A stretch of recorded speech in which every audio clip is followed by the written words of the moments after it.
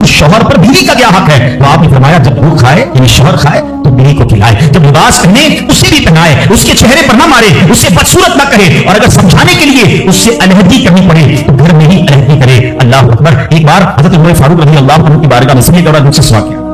सैयदना उमर फारूक का कितना बड़ा नाम है, आपकी जलाल की, आपकी अदालत की मिसालें दी जाती, बड़े बड़े लोग आपके सामने थर थर कांपते थे। हजरत उमर का हाल ये था, आपका घर में अंदाज क्या था?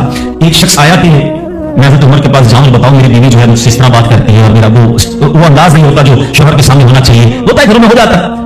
हजरत उमर के दरवाजे पर पहुंचा ना, तो अंदर से उसे सैयदना उमर फारूक रज़ी अल्लाह तआला की ज़ौजा उम्मे कुलसूम रज़ी अल्लाह तआला की नाराजगी की आलम में गुफ्तगू करते हुए हजरत उमर से बात कर रही थी। तो वो शौहर सोचने लगा कि मैं तो अपनी बीवी की शिकायत लेकर आया था, हजरत के तो घर का भी मामला ही ऐसे है। तो वो कहते मैं वापस नहीं लगा। हजरत उमर ने बुलाया, क्यों आए? तो कहा कि मैं तो हजरत अपनी बीवी की शिकायत करने आया था, मगर मैं आपके दरवाजे पर आया, आपके घर का माहौल देखा तो मैं समझ गया हम दोनों एक ही मामले में हैं, आपका भी वैसे ही हाल है। अब हजरत उमर ने जो उनकी तरबियत फरमाई ना, आपने फरमाया मेरी बीवी के मुझ पर चंद राइट्स हैं, चंद हुकूक हैं, मुझे इससे चंद फायदे हासिल होते हैं जिसकी बिना पर मैं इससे दरगुजर करता हूं। पहला ये कि ये मेरे लिए जहन्नम की आड़ है, मेरा दिल इसकी वजह से हराम कामों से बचा रहता है। नंबर दो, जब मैं घर से निकल जाता हूं ये मेरी खजांची बन जाती है, यानी मेरे माल की निगहबान बन जाती है, मेरी दोपहर बन जाती है, मेरे कपड़े धोती है, मेरे बच्चे की परवरिश करती है, मेरे लिए रोटियां और खाने पकाती है। तो वो शख्स कहता है सारे फायदे तो मुझे भी अपनी बीवी से हासिल है, तो मैं तो कभी दरगुजर से काम नहीं लेता। वो मुझे कहती मैं उससे लड़ना शुरू कर देता हूं। कहता आज आपकी बात से नसीहत मिल गई, अब मैं अपनी बीवी की छोटी मोटी बातों को मैं भी दरगुजर कर रहा हूं। इतनी प्यारी बात बताई, हम वो सारी बातें भूल जाते हैं, एक गलती पर पकड़ लेते हैं, एक गलती पर डांटते हैं। हर गलती पर जनाब ऐसा नहीं होता, हर गलती की सजा सजाए मौत नहीं होती है। हम गलतियां नहीं करते, अगर जिस तरह हम अपनी बीवी को गलती पर डांटते वो डांटना शुरू करते फिर क्या हाल होगा? तो ऐसा ना करें, वो भी दिल रखती है। हमने किसी इंसान से शादी की है, कंप्यूटर से नहीं की, ठीक है ना? तो कंप्यूटर भी आजकल वायरस आ जाता है, तो वो तो इंसान है, गलती हो गई, कोई बात नहीं। तो सुभान अल्लाह, इतना प्यारा मजहब है। और अब आओ, इस्लाम ने औरत को जो एक और रूप दिया है, एक और मकान दिया है, वो मकान मां का मकान दिया है, और मां के कदमों तले जन्नत फरमाया। मां का क्या मकाम दिया कि मां को मोहब्बत की निगाह से देख लो तो जो मकबूल का जवाब है। अच्छा, इस्लाम की तालीमात की जो बुनियाद है, जो माखज है, जो मर्जा है, जिसके जरिए समझे इल्म व फजल की नहरें जारी होती है, वो कौन सी किताब है? वो कुरान मजीद। कुरान मजीद की सबसे बड़ी सूरत कौन सी है? सूरह बकरा। अब समझिएगा मां का मकाम कैसा। कुरान पाक की सबसे बड़ी सूरत सूरह बकरा। और सूरह बकरा, बकरा किसको कहते हैं? गाय को। ये कौन सी गाय थी? ये दुनिया की सबसे कीमती गाय थी। अगर इस तफसीर को पढ़े ना तो अल्लाह अकबर, पता ये चलेगा कि कुरान पाक की सबसे बड़ी सूरत, उसका जो सेंट्रल आइडिया है, जो मेन टॉपिक है, वो भी मां का अदब ही है। वो नौजवान को था ना, इसने मां की खिदमत की, और अल्लाह ने उस खिदमत का सिला ये दिया। एक ऐसी गाय उनको मिल गई कि जो सोने के वजन के मुताबिक बेची गई। तफसीली वाकया है, वाकया पूरा बयान नहीं करता, इशारा दे रहा हूं कि सूरह बकरा का भी अगर पैगाम पढ़े, मुफस्सिरीन ने लिखा कि सूरह बकरा का पैगाम यह है कि अपनी मां का अदब करे, अपने वालिदैन का अदब करे, और जब वालिदैन का अदब करता है अल्लाह ऐसे नवाजता है, गैब के खजानों से नवाजता है। और मां की दुआएं, अल्लाह अकबर। हजरत बायजीद बिस्तामी कितने बड़े अल्लाह के वली हैं, आपके बारे में आता है। एक बार सर्दी की रातें थी, मां के लिए मां ने पानी मांगा। आज की मां पानी मांगे तो बेटा कहता है खुद पी लो मां, बल्कि बच्चे मां से पानी मांग रहे होते हैं। बिस्तर पर बैठकर मां को ऑर्डर चला दो, अम्मी पानी ले आओ, अच्छा चाय बना दो, अम्मी ये कर दो। यार मां है या होटल वाली है? अब तो बूढ़ी हो गई ना मां, अब तो तुम्हारी बारी है कुछ मां की खिदमत करो। कभी खुद खड़े होकर पानी पिलाओ, कभी खुद खड़े होकर मां को कोई चीज पेश करो, अब भी मां को ऑर्डर देना है। मगर कमाल है मां कि बेटा जवान हो गया, मां बूढ़ी हो गई, खिदमत से फिर भी उसका जी नहीं छोड़ती, फिर भी उसकी खिदमत करती है। नाश्ते में ये खाना है बेटा, दोपहर को क्या खाओगे? अल्लाह अकबर। इस्लामी से मां ने पानी मांगा। अब कहते थोड़ी रात थी, पानी लेकर मां के पास गई, मां की आंख लग गई। हम जैसा तो होता तो बिस्तर के किनारे गिलास रखता था, सो जाता, सारी रात थी, सारी रात पानी का गिलास लेके खड़े रहे। पता नहीं कब मां की आंख खुल जाए, कब पानी की जरूरत हो। तो मां की आंख खुली ना, तो पानी थोड़ा सा ना आपकी उंगलियों पर लग गया था, तो वो बर्फ हो गया था। इतनी ठंडी रात थी कि पानी बर्फ बन गया था। तो अब मां ने जब पानी मांगा तो इस वक्त गिलास को डिटैच किया, गिलास को अलग किया ना, तो खून निकलने लगा चमड़ी से। तो मां ने कहा कि बेटा ये क्या हुआ? मैंने खूब बहता देखा, तो सारी बात बताई कि मां हमने पानी लेकर आया, आप आराम कर रही थी, मैं खड़ा रहा, अब आपने पानी मांगा तो बर्फ बन गया था। तो मां ने क्या कहा? अल्लाह मैं इससे राजी हूं तो भी इससे राजी हो जा। मां तो भी से दुआ लगी ना, बायजीद बिस्तामी बन गए, वो अल्लाह के वलियों में बहुत बड़ा मकाम उन्होंने हासिल कर लिया। देखिए, अच्छा आप हो सकता है किसी को शैतान सवाल को दिमाग में डाल ही देता है ना कि यार ठीक है मेरी मां भी तो दुआएं देती है। देखिए एक मां तो मां ही होती है, मां को तंग करो फिर भी उन्होंने उसकी जबान से दुआ ही निकलती है। एक दुआ वो है कि आप मां से कहीं ना मां दुआ दे, एक दुआ वो है कि आप कहीं ना मां को खिदमत ऐसी करें कि मां के दिल से दुआ निकले। हाँ, आपको बगैर बताए आपका वालिद आपको दुआ दे, आपकी मां आपको दुआ दे, वो दुआ जो है ना, हाँ किताबों में लिखा कि वालिदैन की दुआ औलाद के हक में भरपूर होती है। हाँ, अगर दिल से दुआ निकले ना, मां बाप दुआ देते और वो भी दिल से दुआ देते, फिर तो कैसा मर्तबा है। और सुभान अल्लाह, माँ बाप के बारे में किताबों ने यहां पर लिखा कि बेटा बाप के साथ ऐसे रहे जैसे गुलाम आका के साथ रहता है। तो बाप से ज्यादा खिदमत का हक किसको कहा गया?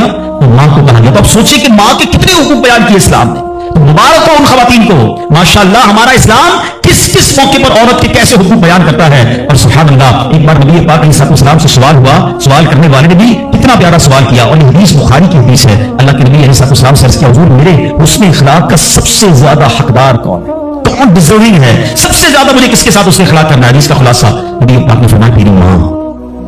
फिर पूछा हुजूर इसके बाद सेकंड, फरमाया तेरी मां।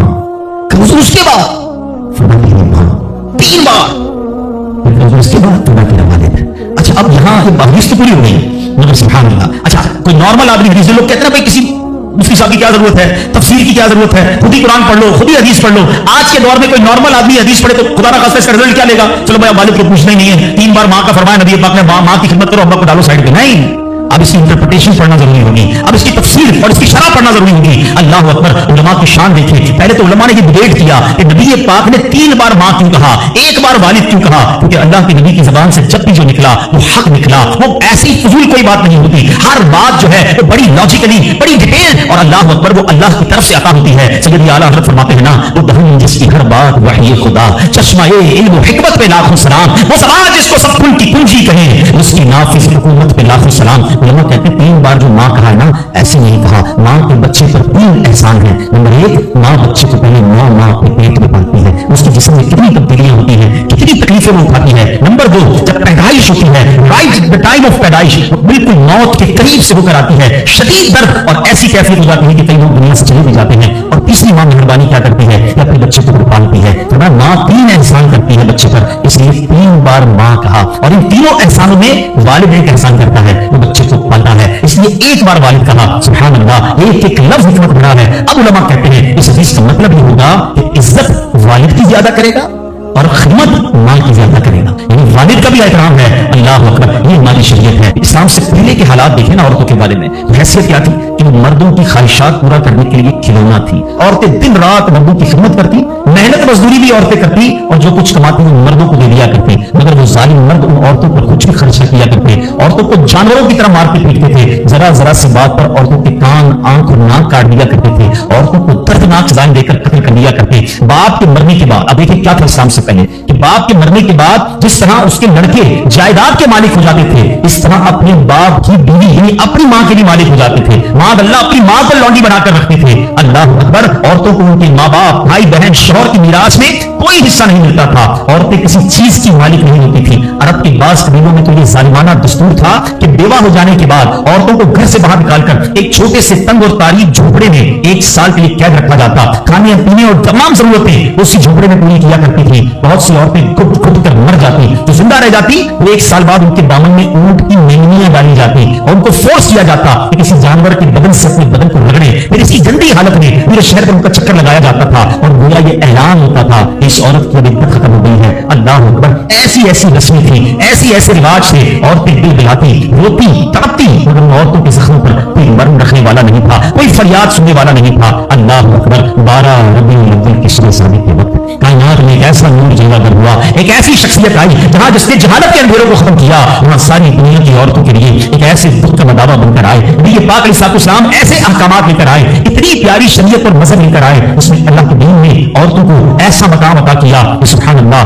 औरतों की किस्मत का सितारा चमक उठा। इस्लाम की बदौलत जालिम मर्दों की जुल्म सितम से कुचली और रौंदी हुई औरतों का दर्जा इस कदर बुलंद हुआ कि औरत मामलात जिंदगी और मौत के हर मरहले पर औरत को बावकार मकाम हासिल हुआ। मर्दों की तरह औरतों के भी हुकूक जो है वो बयान किए गए। औरतों की हिफाजत के लिए अहकाम खुदाबंदी नाजिल हुए। औरतों को मालिकाना हुकूक मिल गए। औरतें अपने मेहर की रकमों, अपनी तिजारतों, अपनी जायदादों की मालिक बना दी गई। अपने माँ बाप, भाई बहन, औलाद और शौहर की मीरासों की वारिस करार दी गई। अलगर्ज वो औरतें जो मर्दों की जूतियों से भी ज्यादा जलील और खार थी, इंतहाई मजबूर और लाचार थी, उन मर्दों के दिलों का सुकून और उनके दिलों की मलका बन गई। चुनांचे कुरान मजीद साफ साफ लफ्जों में खवातीन के, औरतों के हुकूक बयान करते हुए इरशाद फरमाता है, बिस्मिल्लाहिर्रहमानिर्रहीम, खलक़लकुम मिन अनफुसिकुम अज़वाजन लितस्कुनू इलैहा वजअल बैनकुम मवद्दतन व रहमा। कुरान कहता है तुम्हारे लिए तुम्हारी जिनसे जुड़े बनाए कि उनसे आराम पाओ और तुम्हारे आपस में मोहब्बत और रहमत रखी। अब कोई मर्द ना औरतों को मार पीट सकता है, ना उनको घरों से निकाल सकता है, और ना कोई उनके मालो असबाब या जायदादों को छीन सकता है, बल्कि हर मर्द पर मजहबी तौर पर औरतों के हुकूक अदा करने लाजिम है। अल्लाह अकबर। मेरा इस्लाम ने जुल्म का दरवाजा बंद कर दिया, अभी मां के रूप में